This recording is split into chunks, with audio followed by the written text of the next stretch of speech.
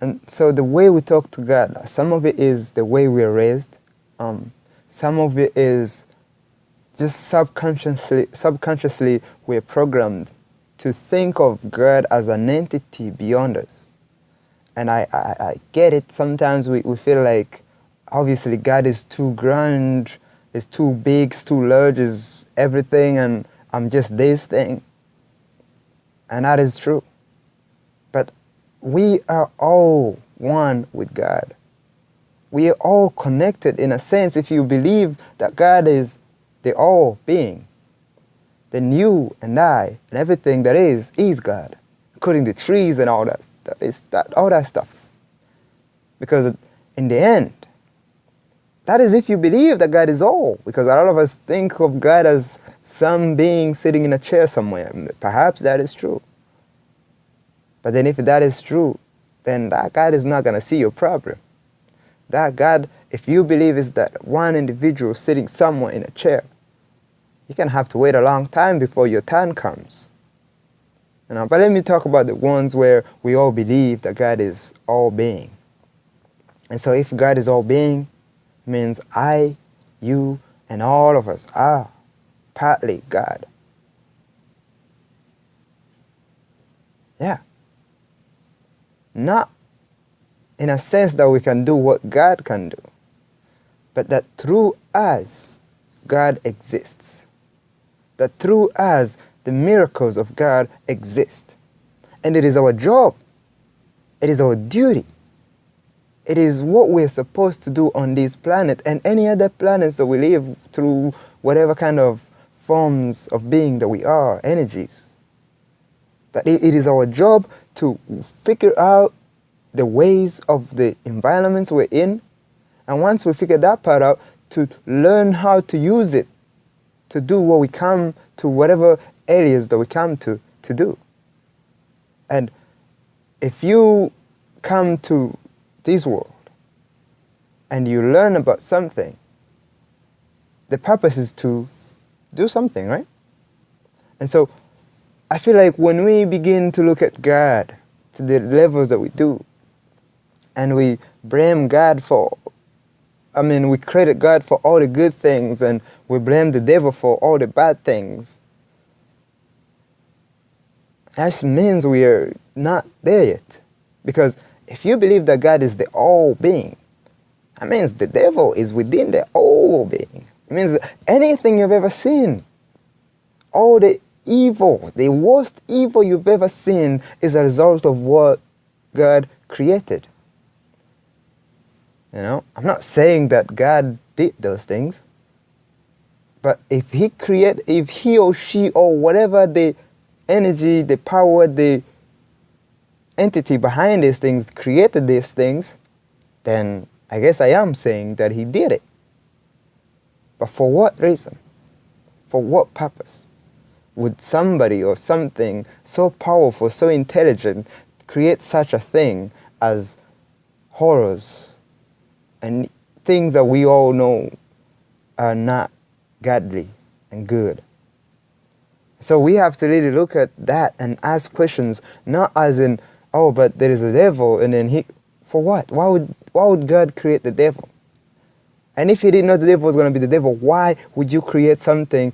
If you're so intelligent, how did you not foresee that was going to happen? That's where I believe that we need to get to understanding that part of not just the Bible, but the story of the God or the all-being, because that kind of holds us back from reaching our potentials. Because we're asking questions about God from outside of ourselves. But God that we are supposed to be talking to lives through us. I don't want to be no preacher here. I'm not trying to preach to you. I'm not trying to take you to church on Sunday. If you go there, sure, that's good for you.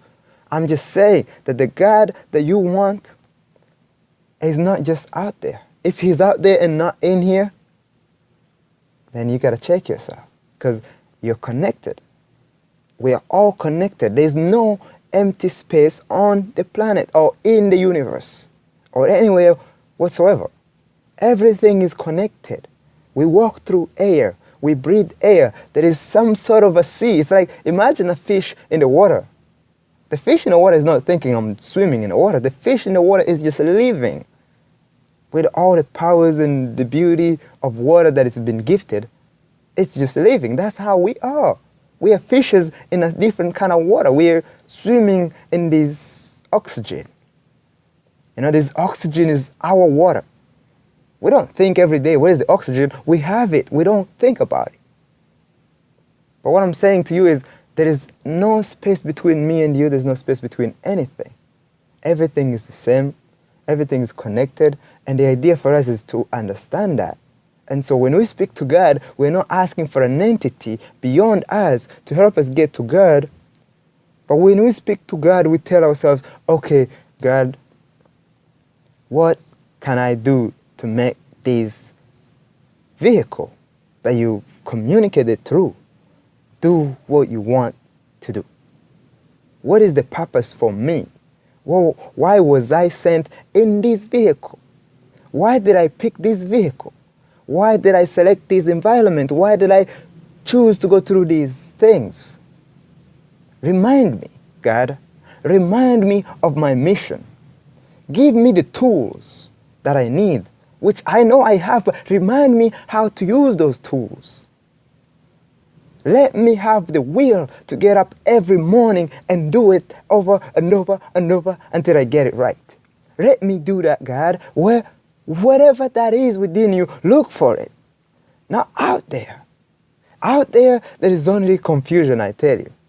Not because they want to confuse you. That's not the aim for any of those entities beyond. It's just confusing because your inner self gets confused as to who you should follow. Do you follow the godly nature within you?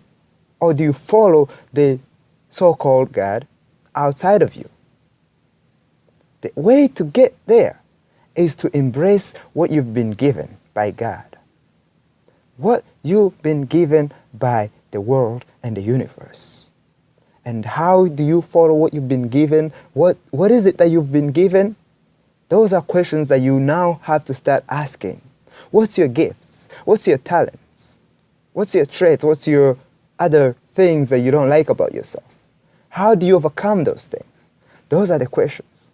And then once you figure those things out, you go back to God and say, okay, now I know who I am. Show me the way. And then you just start walking. You walk the path. Because the destination is now determined. So let's find out our godly natures through within before we can worry about anything else beyond us. Peace.